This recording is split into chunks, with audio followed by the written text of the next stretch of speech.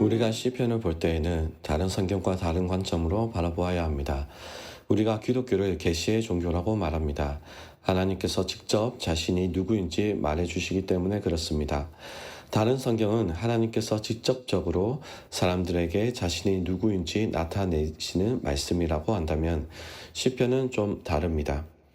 사람이 하나님께 올려드린 기도의 내용들이 하나님께서 받으시고 이 기도의 내용들을 다시 우리에게 주셔서 하나님은 어떤 분이신지, 어떻게 믿어야 하는지, 하나님께 어떻게 기도해야 하는지 보여주는 책이 바로 시편입니다.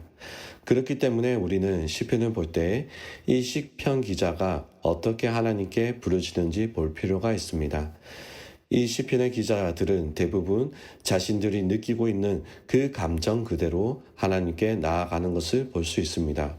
어떤 때는 전능하신 하나님께 이러한 감정으로 나아가도 되는가 하는 의문이 들 때도 있지만 그럼에도 분명한 것은 하나님께서는 이 모든 감정을 받으시고 가장 선한 것으로 갚아주셨다는 것입니다. 오늘 말씀은 아삽이라고 하는 사람이 기록한 시편입니다. 이 아삽이라는 사람은 레위 사람으로서 다윗이 하나님을 찬양하는 찬양대 사람들을 뽑았고 그들 중에서 최고의 자리에 선택한 사람입니다. 아삽은 시편의 12편의 시편을 기록하였습니다. 그만큼 그는 하나님을 사랑하고 하나님을 온전히 찬양하는 것에 최선을 다했던 사람이었습니다. 그럼에도 그의 조상들을 본다면 그는 완벽한 사람이 아님을 알 수 있습니다. 오늘날 우리는 조상들이 무엇을 하든 우리 각자가 하는 것이 중요하지만 이스라엘 사람들에게 있어서 족보라는 것은 중요합니다. 이 아삽의 조상은 모세와 대항하다가 하나님의 진노를 받고 죽임을 당한 고라입니다. 이 고라는 모세만 하나님의 사람이고 우리는 하나님의 사람이 아니냐라고 말하며 모세에 대항했습니다. 이들의 마음에는 모세가 아닌 자기 자신이 지도자가 되고 싶은 욕심이 가득했습니다. 이 사건은 하나님으로 하여금 너무나 크게 화가 나게 한 사건입니다. 모세를 무시한 것뿐만 아니라 하나님을 무시하는 행동이었기 때문이었습니다. 어떻게 보면 이 사건은 하나님에 대한 전면적 대적 행위였습니다. 이 사건으로 고라와 함께했던 사람들이 모두 다 죽임을 당합니다. 그렇다면 이러한 사건이 있었다면 그의 가족들 또한 다 같이 죽임을 당하는 것이 옳은 것처럼 보이는데 이상하게도 하나님께서는 모두 죽이지 않으십니다. 그리고 하나님은 이 아삽을 사용하십니다. 하나님을 대적하는 족보에서 하나님을 찬양하는 자가 나온 것입니다. 오늘 말씀은 이러한 아삽에 대해서 알고 본다면 조금 더 풍요롭게 볼 수 있는 장면이기도 합니다. 1절 말씀에서 진노의 연기를 뿜으시나이까 하는 장면이 나옵니다. 이스라엘 사람들은 너무나 화가 나서 주체할 수 없을 때에 코에서 연기가 난다고 표현합니다. 하나님께서 이스라엘 가운데 분노하시고 화가 나셨습니다. 구약 성경에서는 이스라엘 사람들이 하나님으로 하여금 분노하게 한 사건이 몇 가지가 있는데 그 모든 것을 요약하자면 하나님께 대적했기 때문입니다. 하나님을 인정하지 않고 하나님의 그 자리에 다른 무언가를 두었을 때 또는 나 자신이 그 자리에 올랐을 때 하나님은 분노하시고 그 일에 대하여 심판하십니다.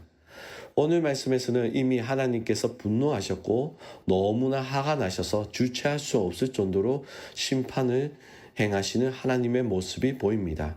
그럴 때 아삽은 이러한 분노로 우리를 버리십니까? 라고 묻습니다.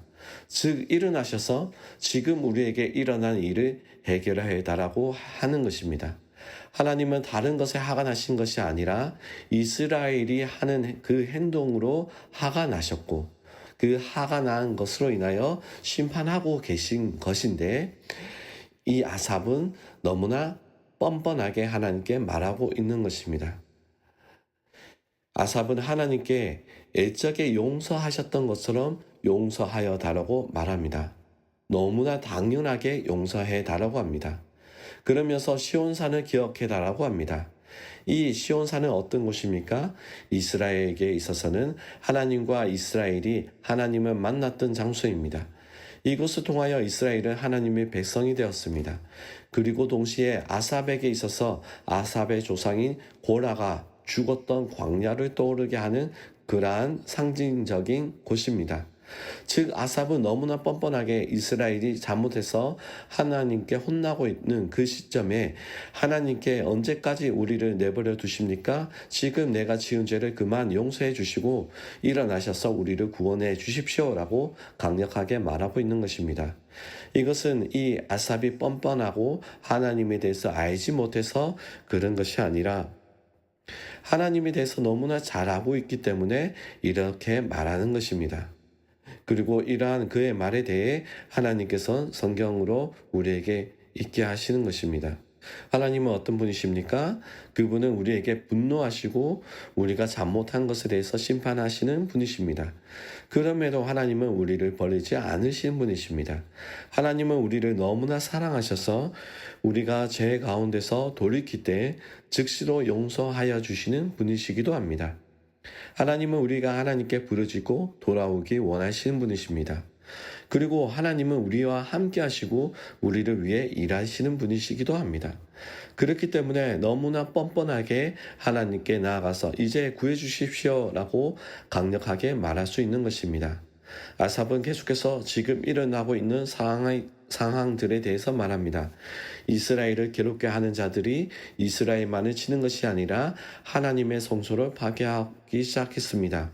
하나님의 것을 무너뜨리고 하나님의 것을 더럽힙니다.